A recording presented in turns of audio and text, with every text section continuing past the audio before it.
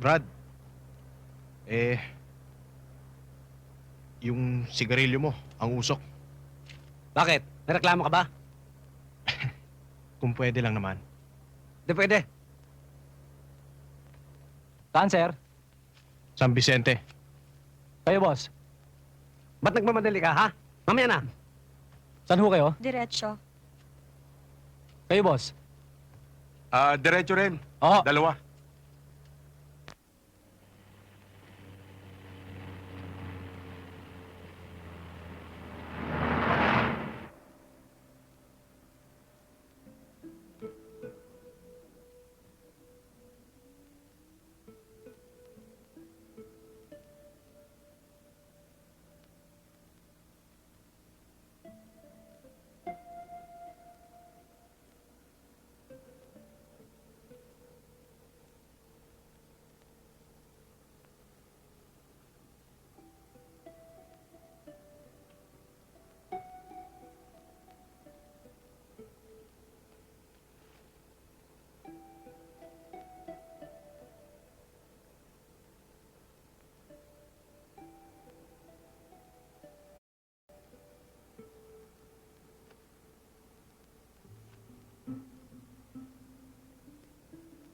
Yung front page, tingnan mo.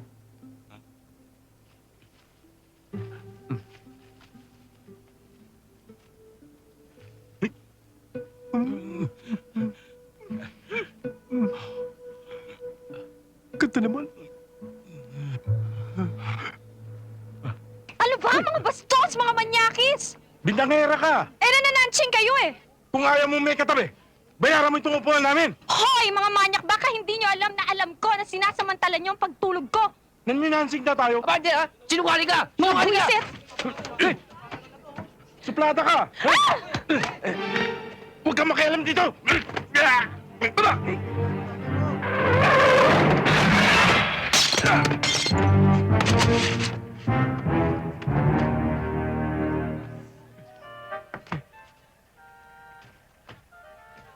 Kaya ikaw, miss, sa susunod, pag matutulog ka sa bahay, ha?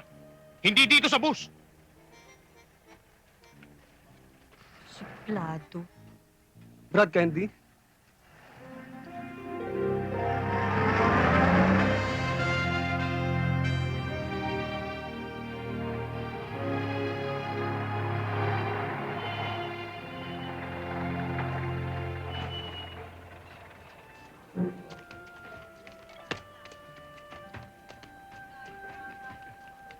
Bilisan mo. Oo.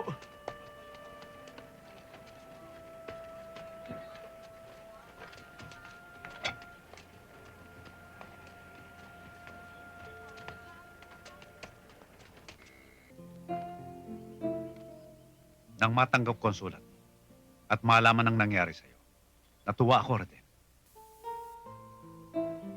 Nasabi ko sa sarili kong, ginusto na rin siguro ng Diyos yun upang matutunan mo na rin ang landas patungo rito. Tumalo ka lang dyan sa inyo. Nagkaganyan ka na. Bakit? Nagkagalit ba kayo ng parents mo? Weekdays na nga lang kung umuwi ako sa kanila, magkakatampuhan pa ba kami? Okay lang sa bahay. Eh bakit ka ganyan? Tingin ko tuloy parang delayed na naman yung sweldo natin. Sige na nga, ikikwento ko na nga sa'yo. Na mabawasan na rin tong bigat sa dibdib ko. Napakantipati ko kasi nung lalaking yun eh. Oh. Kalusugan.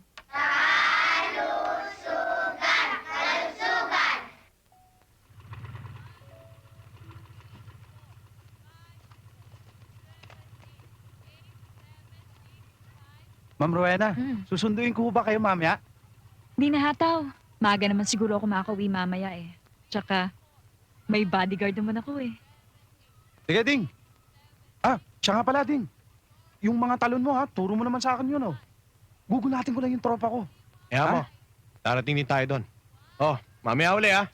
Sige, oh, ma'am. Hinugutay mo naman ako eh. Imposible na mag-apply kang janitor dito sa school namin.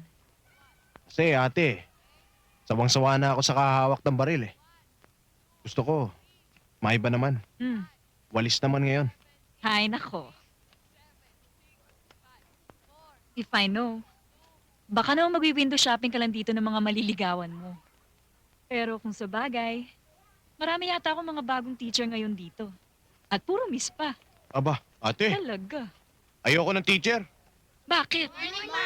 Eh sigurado ako yung date namin makauwi lang sa lecture. Ikaw talaga, puro kabiro. Pero, baka masira ka dun sa isang teacher ko dito. Si Merced. Nandyan lang yun dun sa unang kwartong daraanan natin. Baka mapaya ka sa akin, ate. At manang yung makita ko. Eh, di ikaw mismong sumilip. O sige, huwag kang susunod ha. Pipintahan ko muna. Sigurado ako makakantsawan ka sa akin. Bahala ka. Sige na, tignan mo na. Kagandahan.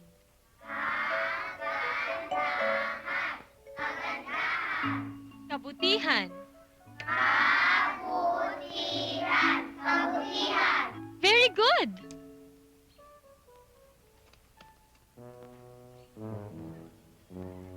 Antipatiko.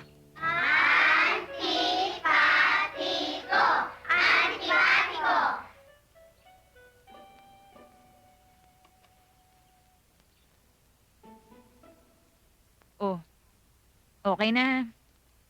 Para sa susunod, hindi kayo parang natuka ng ahas. Alam mo ba, kung di ka dumating kanina, baka nag-collapse na ako. Ganon ako kapag hate na hate kong tao. Pasensya ka na ha.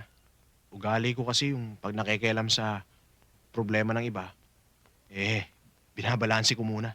Anong ibig mo sabihin? Hindi ko yata makuha yun. Kasi ganito yun eh. Eto yung manyakis. Nakatabi mo. Maliwanag sa akin na may kasalanan siya. Kaya sinintensyahan ko. Ito, ikaw naman ito. Maliwanag din sa akin na may kasalanan ka. Pabaya ka kasi. Oh, nakuha mo. Sige na nga. Impressed na ako sa justification mo. Pero, paano mo naman ma-explain yan? Para mas kumpleto yung paliwanag. Talagang marunong tong lumusot si Reden Rowena. Yan ang bunso namin.